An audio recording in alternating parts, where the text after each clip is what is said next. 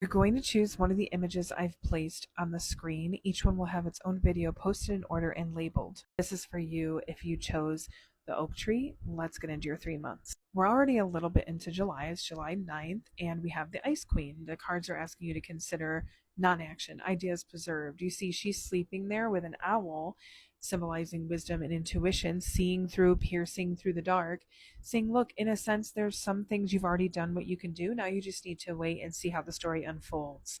So you breathe, you move forward, and look what we have here: the Sun Dancer, joyful activity, celebration of life and abundance.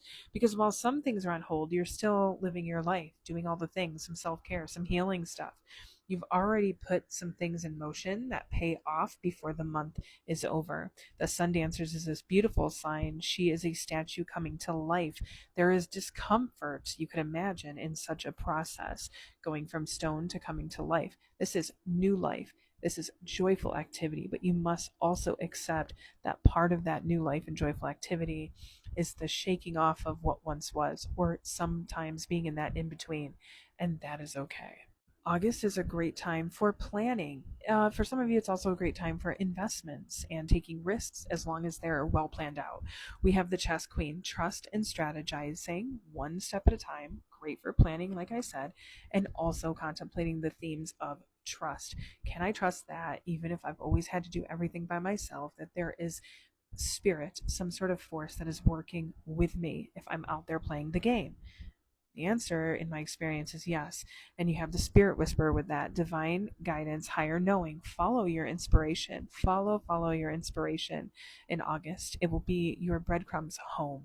And there's this communicative energy here. Spirit is saying, look, listen, we're trying to tell you, we're trying to nudge you in the right direction. We just need you to trust and to take action on your inspiration and trust yourself. September, things should speed up if we're going to claim and embrace this energy. We have the Wise Woman of Wonderland, integrity and compromise upward. This says the truth shall set you free. Being honest with yourself, what's working, what's not working. Even if you feel like you could lose something at the end of the day, it leads you somewhere better.